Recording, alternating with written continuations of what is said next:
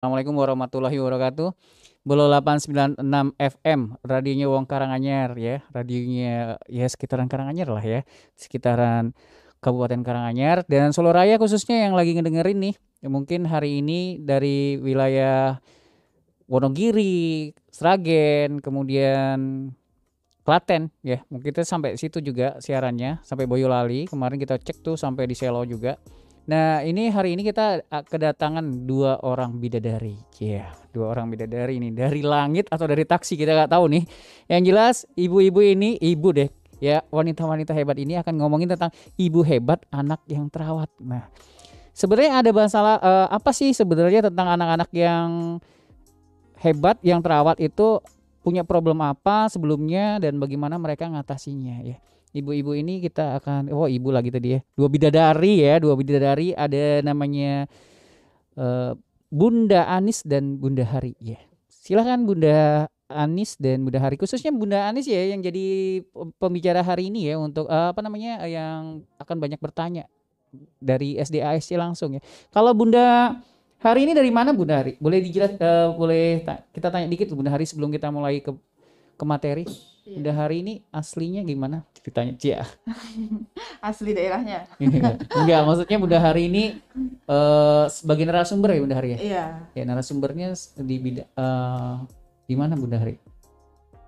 Jadi saya sendiri sebenarnya hanya sebagai ibu rumah tangga. Oh, ibu rumah tangga. Oke. Iya, jadi waktu itu memutuskan resign dari pekerjaan Aha. karena fokus mau merawat anak gitu. Karena kebetulan anak saya terdiagnosa sebagai anak berkebutuhan khusus Oke. ADHD. Jadi akhirnya saya memutuskan untuk terjun fokus langsung merawat anak saya ini agar dia nanti bisa survive seperti anak yang lain Oke. gitu. Oke, Bunda Hari ini karena ternyata yang akan bertanya sebenarnya adalah Bunda Anis. Saya lupa dikit Bunda Anis, yang maaf banget ya.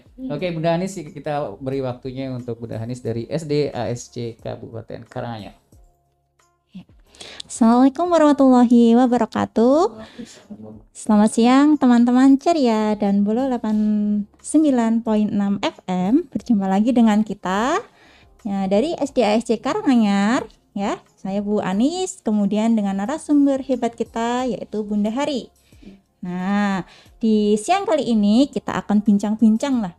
Nanti kita akan share pengalaman terkait penanganan anak ya, terutama untuk anak yang berkebutuhan khusus ADHD. Nah, sebelumnya kita kenalan dulu yuk sama narasumber kita. Ya, selamat siang Bunda Hari. Selamat siang Bu Anis. Ya.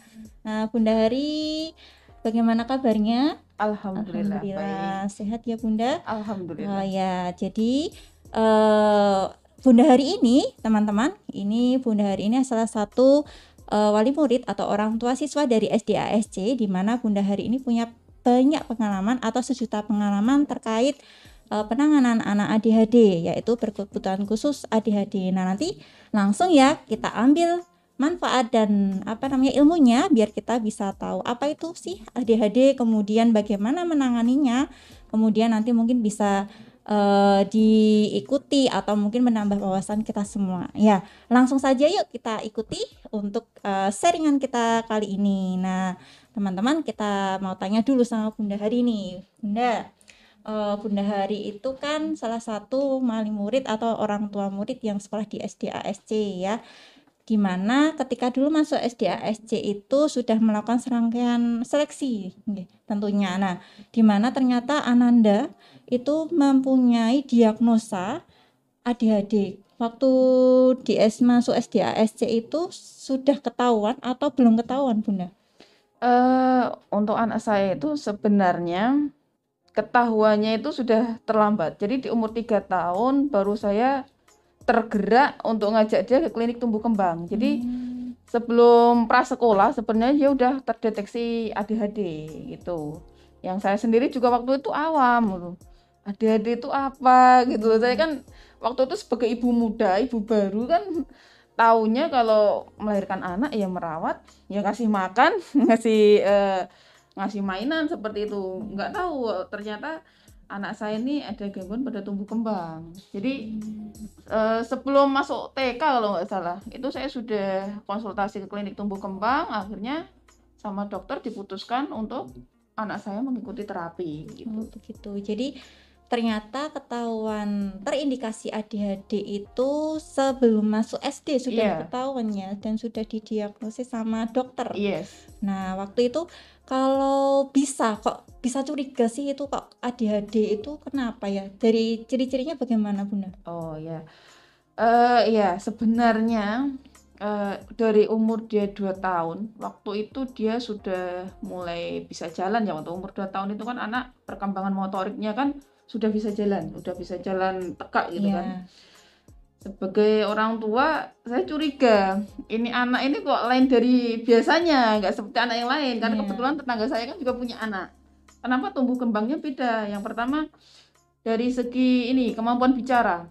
Umur 2 tahun, anak umur 2 tahun itu kan biasanya dia sudah paling enggak beberapa kosakata Kosakata, dan ya. beberapa kalimat udah lancar. Misalnya, Mama aku minta maaf, Mama aku minta minum. Mama. Nah, anak saya di umur 2 tahun bahkan manggil mamanya aja nggak bisa. Hmm. Jadi dia masih suka ngomong bahasa planet. Padahal Nah, untuk bahasa planet, bahasa ngoceh itu kan penting. dikuasai oleh anak-anak yang umur di bawah 1 tahun. Iya. Ya kan, ngoceh-ngoceh seperti itu.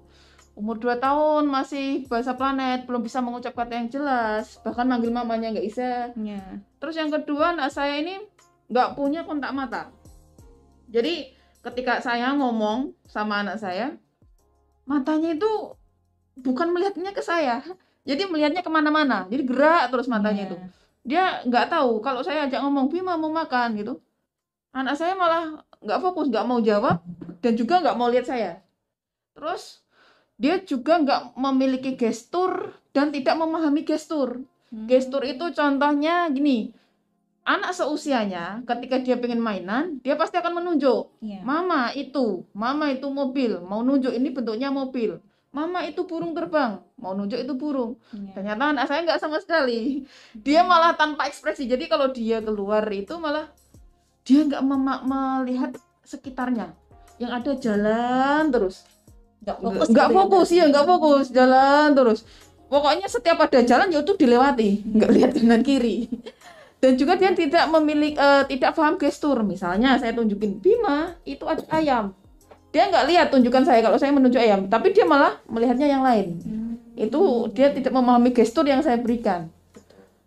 Terus yang paling yang paling kelihatan sekali ciri-cirinya adalah ketika anak saya sudah mulai bisa berjalan, ternyata kok hobinya itu suka jalan. Iya. Jadi kalau dia sekali keluar dari rumah, buka pintu, jalan terus. Nggak mau berhenti, nggak mau istirahat. Selama itu ada jalan bisa dilewati, dia jalan terus. Nah, itu tanda-tanda hiperaktifnya mulai kelihatan di situ. Pokoknya dia setiap keluar dari ruangan, ya lari, ya jalan, nggak mau berhenti, nggak mau istirahat, nggak mau duduk. Itu pun misalnya ada di ruangan juga sama. Kelakuannya ya jalan terus. Gimana caranya pokoknya dia itu gerak. Jadi ya semacam ciri khas ADHD ya sesuai dengan definisinya ya. ADHD, Attention Deficit Hyperactivity Disorder. Jadi gangguan konsentrasi dan disertai dengan tindakan yang hiperaktif. Jadi otaknya anak itu hanya menyuruh dia untuk gerak dan terus gerak terus gitu tanpa ya. fokus ya, berarti Tanpa dia fokus, nggak ada kontak mata, nggak memiliki gestur, tidak paham gestur seperti itu. Ya. Nah itu tadi kita jadi hari ini bahas ADHD ya teman-teman dan Bolo 89.6 FM. Jadi tadi sudah sedikit diutarakan sama Bunda Hari, ternyata Ananda Bima ini memang sudah dari kecil sudah ketahuan ADHD. Nah di sini tadi kalau kita garis bawahi ADHD itu kan cenderung kurang fokus, ya tidak fokus, kemudian gerak kemana-mana, kemudian istilahnya apa ya, impulsif ya? Impulsif, iya terutama impulsifnya, nggak mau ngantri dia, pokoknya dia impulsifnya itu nggak mau ngantri, pengennya terburu-buru, melakukan apapun terburu-buru, jadi cenderung ceroboh gitu. Iya. Nah, kalau dengan ciri-ciri seperti itu apa semuanya bisa diklaim itu ADHD, Mbak?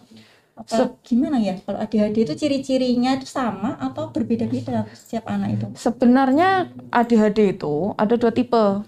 Ada ADHD dan ada ADD. Kalau ADHD itu disertai dengan tindakan hiperaktif, impulsif. Kalau ADD tidak ada hiperaktifnya, tapi dia memiliki gangguan konsentrasi itu tadi.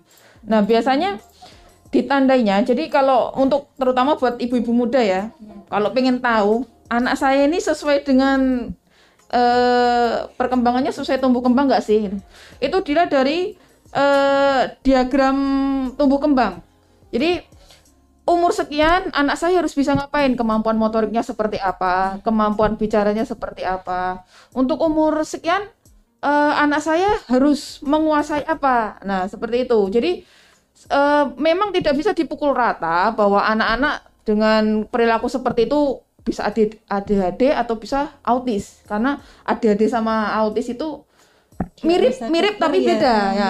Itu memang yang bisa mendiagnosa itu dokter. Cuma jika suatu ketika tumbuh kembang anak kita kok tidak sesuai dengan seumurannya, misalnya tadi anak saya, anaknya enggak mau diam, aktif terus, diajak ngomong kontak mata nggak ada, nggak mau lihat sama yang ngajak ngomong, matanya jelalatan kemana-mana gitu. Terus umur 2 tahun belum bisa bicara, umur 2 tahun anaknya kok masih ngomong bahasa planet. Nah, itu berarti ada warning. Anak saya ini berarti kemungkinan ada gangguan. Nah, ini perlu saya luruskan bahwa anak ABK itu bukan penyakit. ABK itu sebenarnya disorder atau gangguan. Kadang kan orang itu ngomong ADHD itu penyakit apa sih? Saya kaget. ADHD, autis itu bukan penyakit ya.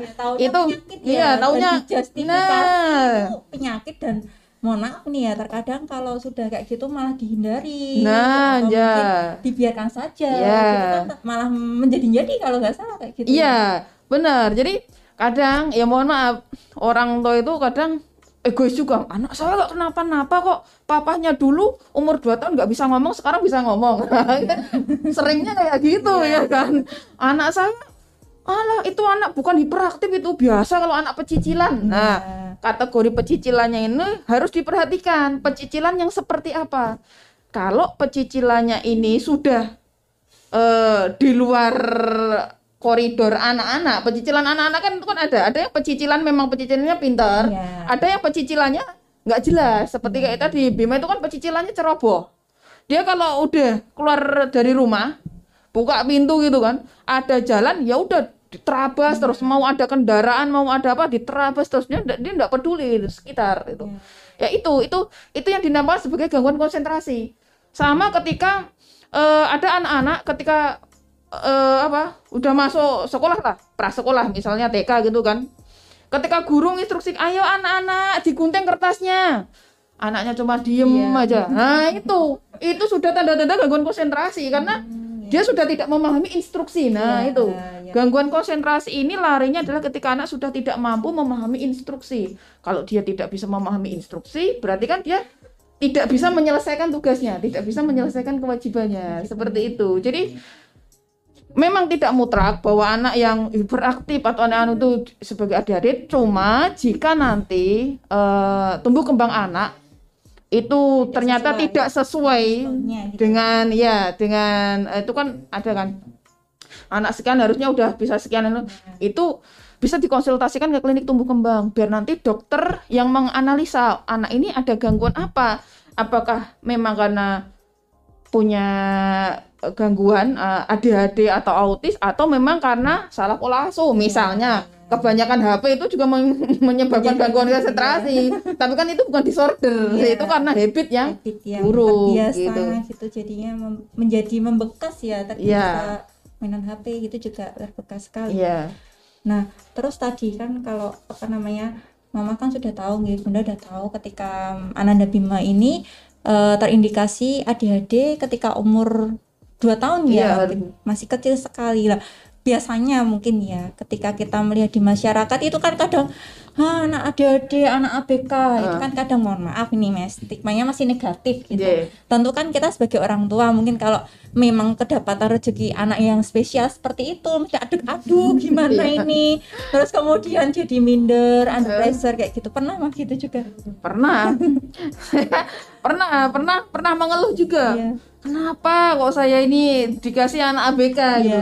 Karena selama hamil saya juga rajin ke dokter kandungan. Selama hamil saya juga rajin minum asam folat, rajin minum DHA.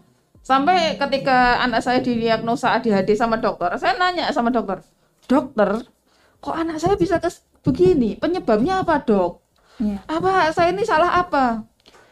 Nggak ada, Bu. Sampai detik ini belum ada penelitian ilmiah yang menyatakan ADHD ini penyebabnya apa.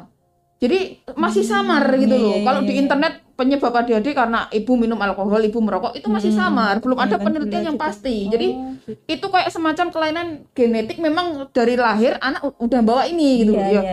Kalau saya dulu ya mikirnya ya ini berarti anugerah dari Allah. Saya dikasih ini, dokter aja nggak tahu penyebabnya, tiba-tiba saya dapat anugerah ADHD kan gitu.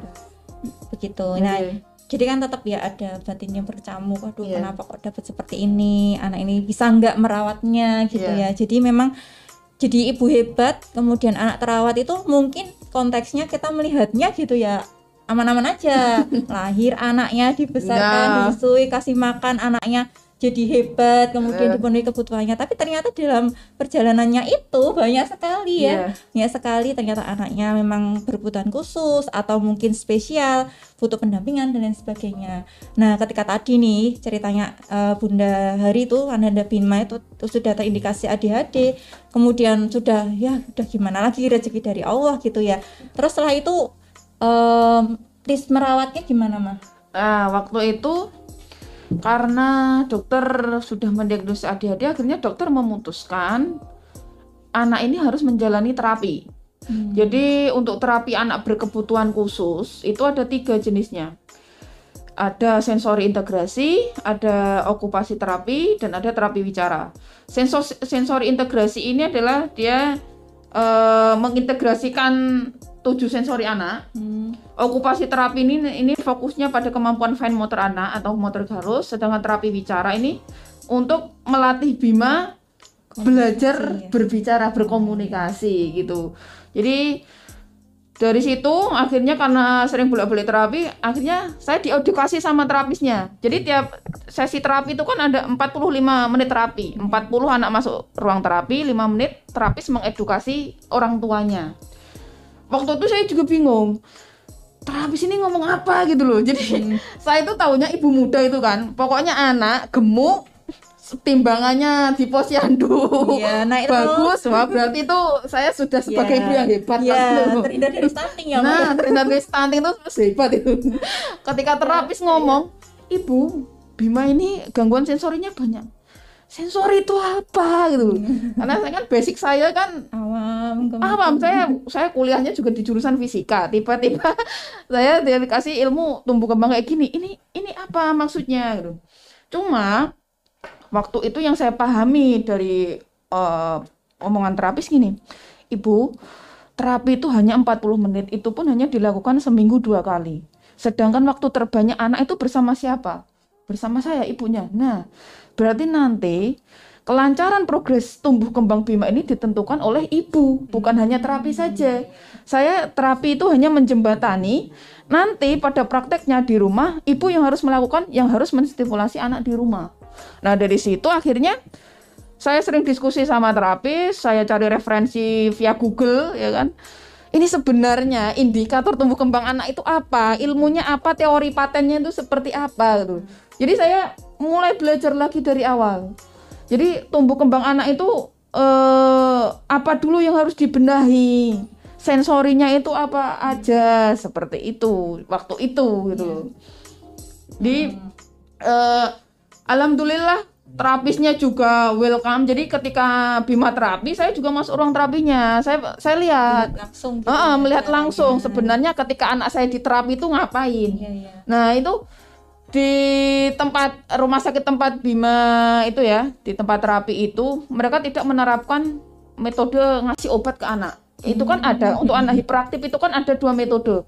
Bisa menghilangkan terapinya dengan terapi obat, ada yang juga dengan terapi seperti sensori integrasi itu. Nah, Bima termasuk yang tanpa obat. Jadi dia murni terapi sensori integrasi terus okupasi terapi. Jadi kayak terapinya itu sebenarnya hanya bermain sih. Iya, jadi gitu. kayak apa, mengajak anak bermain, Nah, mengajak anak belajar ya. gitu ya.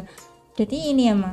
yang didahulukan dari tadi sensori, kemudian okupasi, Iya. terus kemudian satunya wicara Iya. ya tadi. Itu ada salah satu yang didahulukan atau bersama-sama itu biasanya? Enggak, karena gini, kalau sesuai dengan teori dalam piramida learning, Iya. tumbuh kembang anak itu yang pertama, yang level paling bawah, pondasi paling bawah itu adalah integrasi 7 sensori. Jadi ketika anak lahir ke dunia, dia itu sebenarnya dianugerahi sama Allah 7 sensori. Bahasanya itu ini. Yang pertama ada namanya sensori olfactory. Olfactory ini adalah sensori penciuman. Gustatory itu adalah sensori pengecapan. Terus ada visual, itu adalah sensori penglihatan. Terus ada sensori auditory. Auditory ini pendengaran.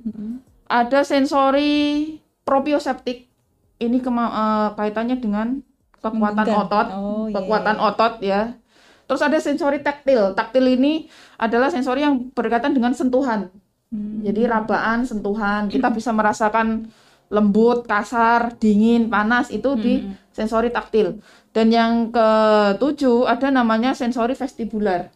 Ini kaitannya dengan keseimbangan. Jadi keseimbangan ini nanti yang menentukan postural anak. Jadi kemampuan dia untuk nanti beraktivitas motorik gitu. Jadi keseimbangan agar gimana caranya nggak jatuh, gimana caranya nggak kepleset, gimana caranya ketika anak berjalan di jalan menanjak, gimana caranya ketika anak berjalan di jalan menurun. Nah, seperti itu.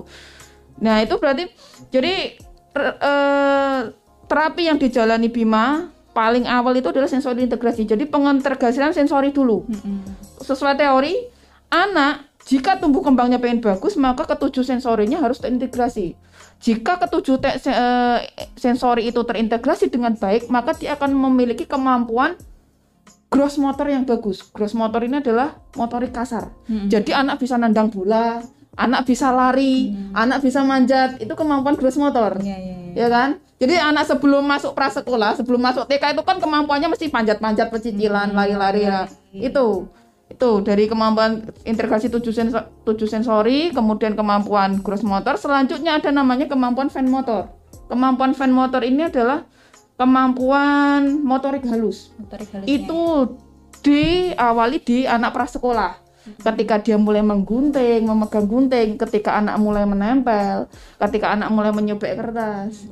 Nah, selanjutnya ketika anak sudah 7 integrasi sensorinya sudah bagus, motorik kasarnya oke, fine motor atau motorik halusnya bagus, anak bisa megang, bisa ngancingin baju. Nah, ini puncak yang akan diambil adalah behavior, daily activities, sama kognitif otak. Jadi paling puncak capaian seorang anak itu adalah behavior, perilakunya dulu.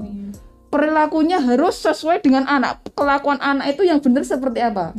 Dia ketika mulai tertib, ini misalnya jam 7 bangun pagi, itu adalah termasuk perilaku.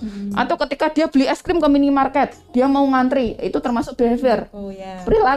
Perilakunya harus bagus dulu. Ketika perilaku sudah bagus, baru kemudian ke daily living activities. Daily living activities itu terkait dengan kemandirian anak. Anak bisa mandi sendiri, anak bisa pakai baju sendiri, anak bisa mengisi botol minumnya sendiri, anak bisa pakai sepatunya sendiri. Nah, terakhir adalah kemampuan kognitif. Kognitif itu kaitannya dengan otak.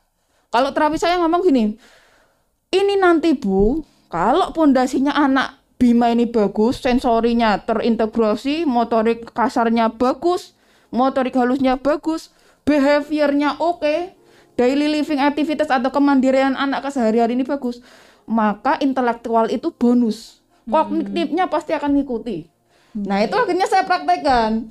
Ketika anak yang lain umur 5 tahun, 6 tahun mulai masuk les, belajar calistung, Bima waktu itu masih saya ajari untuk bermain. Itu bermain betul. Jadi itu ilmu yang saya dapat. Ternyata asupan anak paling penting itu adalah bermain. Saya ajari Bima ini caranya manjat. Bima kamu harus manjat. Kenapa saya ajari manjat? Manjat itu kaitannya dengan sensori proprioseptik. Ketika dia memegang itu proprioseptik, dia berkaitan dengan sensori vestibular. Bagaimana dia caranya seimbang agar tidak jatuh. Dan sensori taktil. bagaimana ketika dia merasakan tali yang dia pegang itu kok rasanya kasar, menyakiti kulit. Nah, itu saya latih. Kenapa saya latih itu? Karena ketika anak nanti masuk ke sekolah, kaitannya ya hanya cuma sensori itu. Ketika dia pegang pensil berarti dia kaitannya dengan proprioseptik. Kalau proprioseptiknya bagus, dia bisa menulis dengan benar.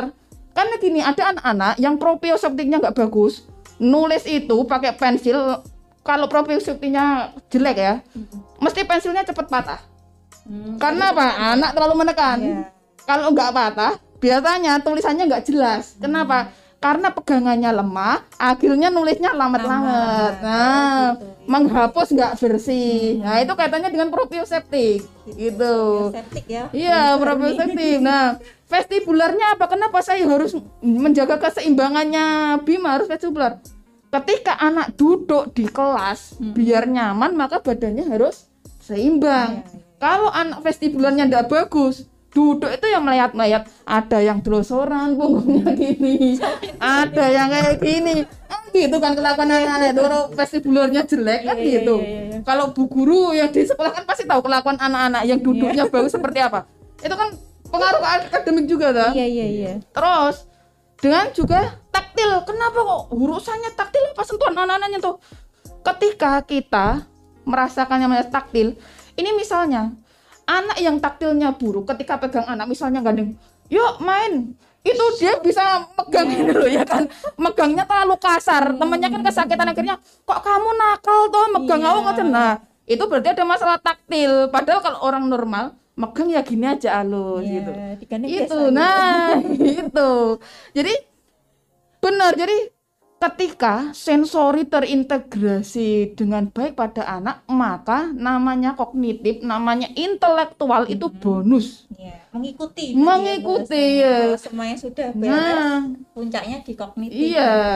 Dan itu sebenarnya berlaku untuk semua anak. Semua anak. Nah itu benar. Ketika dulu saya ngedukasi itu, itu kan ilmunya anak ABK. Apaan? Yang saya pakai itu adalah dasar tumbuh kembang semua anak. Mau ABK non ABK pakainya itu. Anak saya yang ABK aja akhirnya survive, bisa masuk ke sekolah umum, bukan sekolah inklusi ya kan. Karena itu tadi integrasi sensori. Lah berarti anak-anak yang enggak ABK kan lebih bagus. Kalau itu kan. Cuma kan masalahnya sekarang orang tuanya agak mungkin ya, saya nggak menyalahkan orang tua mungkin sibuk bekerja, ruang bermain terbatas, orang tua yo pergi pagi pulang malam, akhirnya kesempatan bermain anak kurang, anak larinya ke HP. Ini kalau saya ini karena sering wirawiri di klinik tumbuh kembang ya, banyak sekali teman anak sekarang itu mengalami speech delay. Jadi kayak kemampuan bicaranya itu umur 3 tahun belum bisa ngomong. Karena apa? Masalahnya sepele. Kebanyakan HP itu tadi. Padahal bukan anak ABK loh ya. Nggak ada diagnosa autis, nggak ada, ADHD nggak ada. Cuma gara-gara kebanyakan YouTube itu tadi. Ya, karena komunikasi satu arah itu. Nah, betul. Karena memang kalau anak di bawah 2 tahun apalagi itu kan komunikasi harus 2 arah kan Mas. Iya, benar. Kalau saya ilmunya saya dapat sih gitu. Karena dikasih kata dokter emang seperti itu. Ngomongnya harus 2 arah, nggak boleh anak itu dibiarkan menonton atau melihat acara yang berlebihan, screen time ya. Screen time lebih dari 2 jam bahkan. Nah, itu ya. Bima itu puasa gadget sama screen time setahun lebih dia. Jadi untuk saya mengembalikan atensi konsentrasi, kemampuan konsentrasinya, dia puasa gadget, puasa screen, nggak boleh lihat TV, nggak boleh pegang HP. Untuk saya, biar dia punya konsentrasi, biar dia paham instruksi saya. Bima ambil sepatu. Kadang dulu saya 3-4 kali baru dia ngambil sepatu karena gangguan konsentrasinya itu. Bener. Terus itu ini enggak tantrum enggak ketika memang dibatasi atau hal yang seharusnya awalnya itu tadi mainan HP mungkin diperbolehkan terus dilarang, atau kegiatan apa yang disukai yang itu kurang bagus dilarang karena ada terapi itu, terus tantrum enggak? Mengatasi tantrum juga itu seperti apa? Ini pengalaman juga ini. Sebulan Bima terapi, saya itu sebenarnya buang-buang duit. Kenapa? Masuk ruang terapi Bima itu mesti nangis, ngamuk. Terapisnya dilempar bak sampah, dilempar sampah, ditendang, dicakar. Karena apa? Anaknya melawan. Jadi memang pada awalnya ketika kita membatasi anak, misalnya membatasi anak untuk tidak main gadget, mesti anak itu akan melawan. Kodratnya manusia kan gitu. Ketika dia berada dari posisi zona nyaman kemudian berganti ke zona baru, pasti dia akan melawan. Tantrum itu pasti. Cuma lagi-lagi gini, anak ini kan masih dalam kuasa kita. Kita kan sebagai orang tua itu kan tahu mana yang benar, mana yang salah. Ketika anak tantrum, ya sudah. Anggap saja itu adalah cara anak untuk meluapkan emosi. Tidak masalah ketika anak menangis. Tidak ada masalah ketika anak berontak. Jadi, ya kita hadapi saja. Atau kalau misalnya anak itu bisa diajak komunikasi, ya kita buat kesepakatan aja.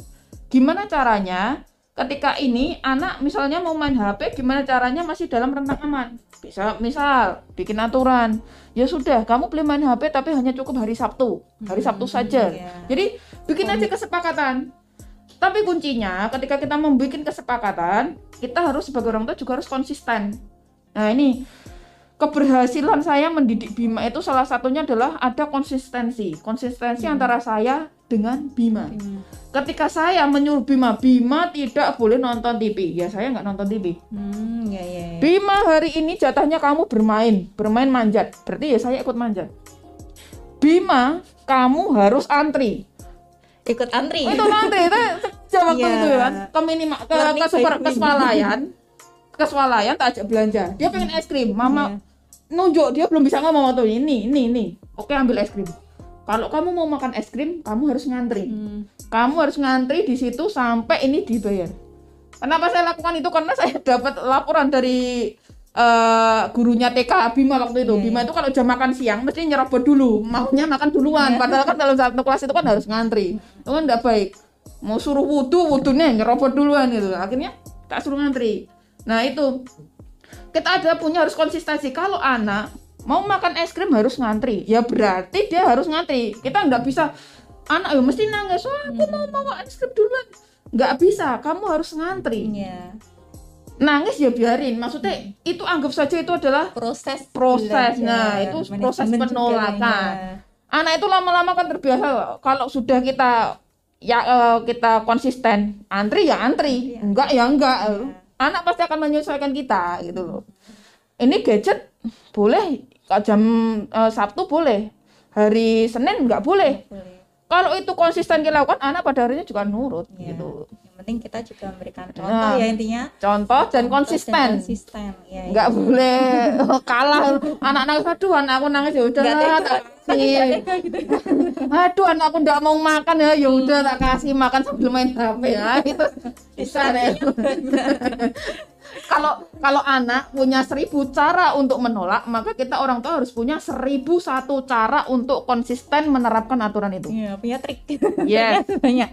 Iya nih harus cari contoh dulu ya. Benar. Nah, itu tadi ya. Nah, berapa lama nih Mah terapisnya Ananda Bima ini sampai sekarang ya? Bahkan SD masih ya? Sampai sekarang masih? Iya, tinggal terapi bicara. Untuk sensori integrasi itu sampai dia umur 5 tahun, 2 tahun. Okupasi hanya 1 tahun. Jadi karena memang saya itu waktu itu ngebut juga. Jadi di rumah saya stimulasi juga. Jadi waktu itu saya ngejar periode emasnya Bima. Saya dulu kan punya planning. Kalau Bima ini periode emasnya bisa terkejar, planning A-nya Bima masuk di sekolah umum. Kalau Bima nanti periode emasnya nggak terkejar, maka Bima harus masuk sekolah inklusi. Tapi alhamdulillah saya tidak mengkhianati hasil. Ketika lulus TK, saya sowan ke Pak Rizal, Pak, anak saya ADHD, bisa nggak diterima di sini? Karena saya tahu anak saya tidak ada masalah sama kognitif, anak saya tidak ada masalah dengan otak, dia pelajaran mampu, nulis bisa, baca bisa gitu loh. Perilakunya insya Allah sudah saya benerin. Ya, Oke, diterima. Ya, yes, alhamdulillah sampai sekarang kelas 2. Ya, alhamdulillah sudah masuk kelas 2 ya. Mbak Bima ini sudah alhamdulillah akhirnya bisa masuk sekolah umum, yaitu tadi. Dengan pengintegrasian sensori dan bermain. Sensori dan bermain kuncinya. Nah ini memang Ananda Bima ini perkembangannya ketika di SD pun sudah tertata ya, memang tinggal bicara tadinya. Iya, tinggal bicara. Bicaranya memang masih pendampingan ini, tapi enggak apa-apa, udah hebat sekali mungkin ya. Nah tadi itu terkait apa pengalaman dari Mama Hari, Bunda Hari ya, bundanya Mas Bima, Ananda Bima di SDA SC itu penanganan terkait ADHD. Nah, setelah ini sekali lagi guys, satu lagi terkait apa namanya? ketika sudah tadi sensornya sudah bagus, kemudian behaviornya sudah bagus, ini kan tinggal kognitif ya. Iya. Nah, untuk tips Ananda Bima ini belajarnya itu bagaimana? Gaya belajarnya itu lebih ke apa? Kemudian bisa tertata seperti itu, pembiasaannya seperti apa? Kalau untuk pola belajar itu sama, konsistensi kalau saya bilang. Bima karena punya riwayat ADHD, dia punya gangguan sensori integrasi. Jadi ketika dia belajar, maka sebisa mungkin adalah kita menghilangkan distraksi-distraksi yang memicu gangguan konsentrasinya dia. Jadi ketika belajar, ya posisinya tenang. TV mati. Saya berdua depan-depan sama dia.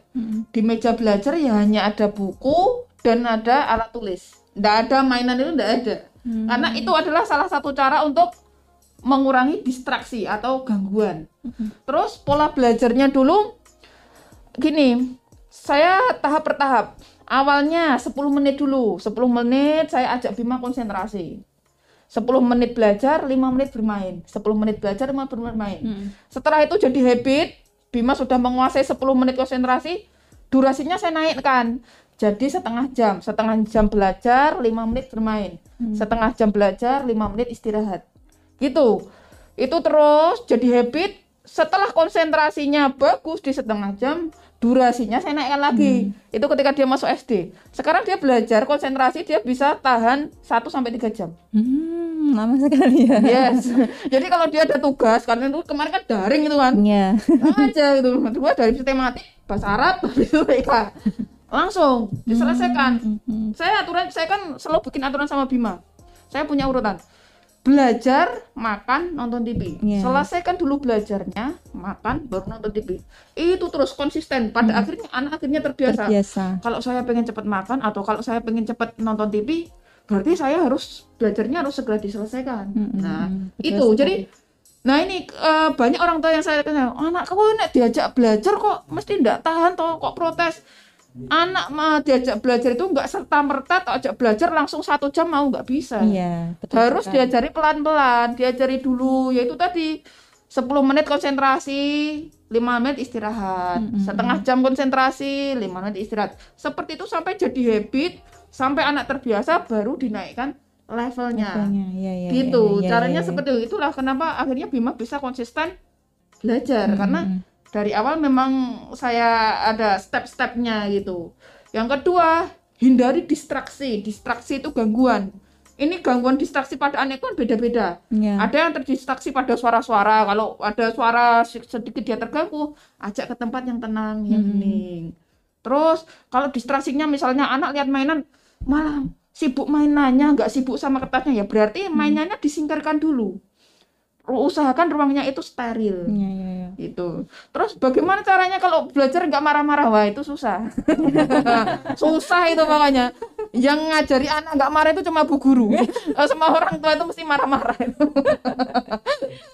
Intinya memang kalau belajar itu, kalau materinya awal memang biasanya kita pakai marah-marah karena itu paling susah pembiasaan. Tapi ketika sebenarnya kalau anak sudah mahir, kita nggak bakal marah-marah.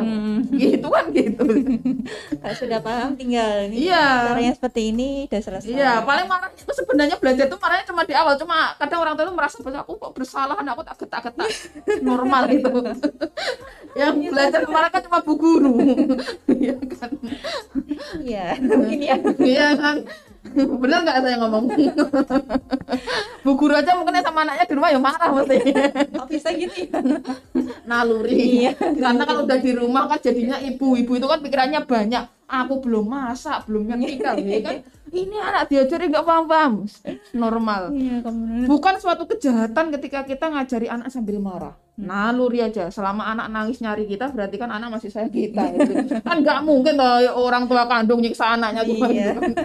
Gitu. Betul sekali. Nah, itu tadi teman-teman dan Bolo 89.6 FM pengalaman dari Bunda Hari. Nah, mungkin ini ada sedikit apa ya namanya sepatah kata, bukannya berkata-kata aja untuk motivasi Bunda terkait kepada semua orang tua, baik itu untuk anak yang berkebutuhan khusus atau mungkin bahkan anaknya yang normal ketika sedia kala tumbuh kembang mereka, seperti itu. Motivasi atau pesannya untuk semua ibu bagaimana ya?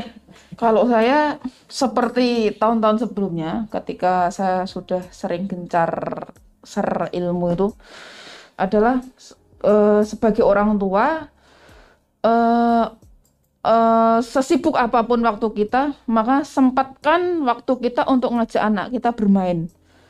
Lalu sesibuk kita mau bekerja, entah itu bermainnya hari Sabtu Minggu atau setelah pulang kerja, intikan usahakan ajak anak ini bermain, baik bermain gross motor ataupun fine motor, karena tumbuh kembang anak, salah satu kunci sukses penopang tumbuh kembang anak itu adalah ketika anak ini puas bermain, di masa anak-anaknya puas bermain. Karena seperti yang saya katakan tadi, di klinik tumbuh kembang itu sebenarnya anak-anak yang tidak punya riwayat berkebutuhan khusus tiba-tiba harus masuk ke klinik tumbuh kembang, tiba-tiba harus masuk ruang terapi karena kelalaian orang tua. Orang tua yang jarang ngajak bermain anak, akhirnya anak terbuai sama gadget, akhirnya ada yang mengalami gangguan pada fan motornya. Gangguan pada fan motor ini kadang diabaikan orang tua. Anak mau pegang lem jijik, anak sobek kertas nggak bisa, ada itu anak TK sobek kertas nggak bisa, itu ada. Kan nyobek kertas kan kalau normal gini bisa gini kan. Itu termasuk gangguan pada fan motor. Padahal kalau gangguan pada fan motor itu nanti kaitannya ketika anak sudah masuk dinas sekolah pegang pensil, ya kan, ada anak yang nulis aja angel kok, nulis belum bisa nulis ya, itu adalah sebenarnya gangguan-gangguan karena anak kurang bermain. Biarkan anak manjat-manjat, biarkan anak pecicilan, ya justru itu bermain itu adalah salah satu cara untuk mengintegrasikan sensori anak. Biarkan anak nendang bola, biarkan anak bermain lumpur. Itu adalah salah satu cara untuk menunjang tumbuh kembang anak. Integrasi 7 sensori itu tadi, penopang dari tumbuh kembang anak yang puncaknya nanti pada kemampuan intelektual. Jadi pesan saya sama sih, sering-sering ajak anak Anda bermain. Itu aja, bermain. Simple itu. Simple, sering-sering. Bermainnya bukan bermain geser HP loh ya, bukan bermain game online loh ya. Bermainnya bermain seperti anak 90-an 80-an itu loh. Ya panjat-panjat, main bola, lari-lari. Bermainnya bermain itu. Bermain ya istilahnya bermain yang menstimulasi motorik kasar dan motorik halus anak. Gitu. Jadi sebenarnya nggak perlu juga ya main atau permainan yang beli terlalu mahal itu. Sebenarnya juga mungkin juga kita butuh, tapi nggak terlalu ketika sebenarnya kita permainan sederhana seperti lari-lari, manjat-manjat itu sebenarnya juga sudah melatih kemampuan motorik anak ya. Kemampuan motorik. Jadi hanya ya meluangkan waktu untuk bermain tadi. Nah, itu tadi. Nggak ada obat. Anakku ini obatnya nggak ada obat. Anak itu kebutuhannya bermain. Iya, kebutuhannya bermain. Gitu. Betul sekali ya. Di momen tadi usia golden age itu mungkin lebih banyak untuk bermain. Nah itu tadi. Terima kasih Bunda Hari, bundanya Ananda, Mas Bima ya. SDASC Karanganyar sudah berbagi informasi, sharing pengalaman. Nah, semoga di momen kali ini kita bisa mengambil hikmah, kemudian ilmunya sangat bagus sekali, termasuk saya juga mendapat ilmu, mungkin juga di penonton kali ini juga bisa diambil ilmunya. Iya, ilmunya. Nah, anak itu bukan hanya soal gemuk kurus ya kan, perdebatannya ibu biasanya yang anak gemuk, anak kurus. Iya, kadang mikirnya gitu. Anak gemuk kurus, aduh gimana ini makanya kok nggak mau.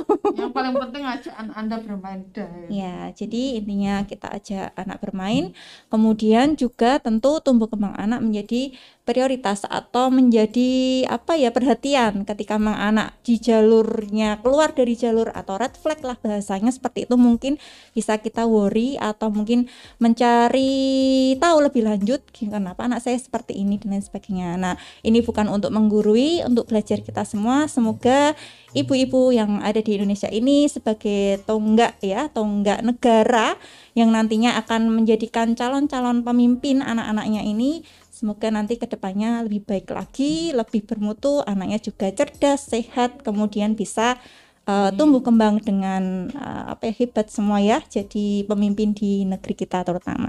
Nah, teman-teman dan wong Karanganyar ya, mendengar setia Radio H atau Bolo 89.6 FM. Terima kasih sudah mendengarkan cerita pengalaman dari kita. Sampai jumpa lagi di lain kesempatan. Wassalamualaikum warahmatullahi wabarakatuh. Ini di set apa enggak sih? Sebelumnya nih sebelum ditutup nih ya, kita jadi gak apa-apa nih. Santai aja deh. Ya santai gak apa-apa nih. Wah, hebat banget nih ya Bunda Hari ini ya. Terlalu dahsyat ya. Kita ngedengerin nih Bunda nih ya. Bu, memang ternyata orang tua itu kalau kalau orang tuanya ya, orang tua itu memang harus benar-benar hebat banget untuk selalu bisa merawat anaknya, peduli, care banget ya. Ini yang kita harus dapat pelajaran banyak hari ini dari Bunda Hari ini. Kita jadi banyak tahu nih, ini calon-calon bunda-bunda muda juga nih, yang hadir nih hari ini, cheerleaders-nya nih. Nggak bisa ada kamera nih, kelihatan nih ada cheerleaders di sini ya. Ternyata mereka mau dengerin ya, gimana sih sebenarnya nanti ketika kita berhadapan dengan hal-hal semacam ini. Jangan sampai kita jadi pesimis, kemudian juga antipati dengan wah ini anak saya kayak bagaimana, ternyata bukan anak seperti yang normal, kemudian ketakutan, kemudian apa, ternyata semua ada solusinya ya. Gitu ya Bunda Hari ya. Dan semoga dengan apa yang disampaikan Bunda Hari ini, dan terima kasih banyak dari SDASC ini ya, Bunda Anis nih ternyata membawa narasumber yang begitu dahsyat ya hari ini. Besok bawa narasumber yang lain gitu ya. Ternyata di SDASC banyak narasumbernya ya. Gitu hebatnya sekali SDASC. Selalu nomor 1 nih ya. Terima kasih banyak gitu aja dari kami di 89.6 FM Bola 896. Terima kasih banyak udah ngedengerin di Radio H, radionya Wong Karanganyar, dan live YouTube di Voice of Hijrahmu. Terima kasih banyak. Assalamualaikum warahmatullahi wabarakatuh.